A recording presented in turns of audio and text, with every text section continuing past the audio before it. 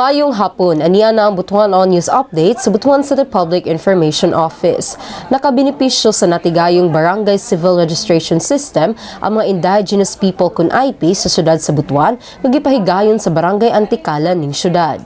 Ang BCRS usa ka estratehiya sa pag-facilitate sa civil registration sa community level asa ang mga barangay officials mo assist sa city civil registrar sa civil registration activities. Prioridad sa aktibidad ang mga IP community tungod nakitaan nga daghan pa sa ila ang wala nakabaton og birth certificate nga usa ka importante nga dokumento sa usa ka individual nga nagpuyo sa nasod.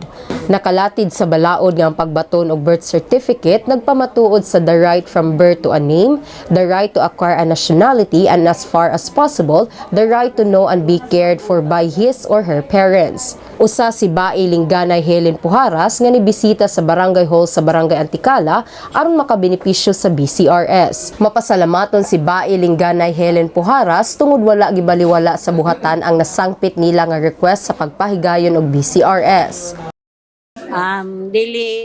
Dili na mo masukat ang kalipay sa mga serbisyo sa atong panggobyerno, labi na gyud ang mga birth certificate tungod kay para sa tribo o dili man lang yung tingali ni tribo ra gyud, pero kasagaran ang tribo ang nagproblema gyud sa birth certificate.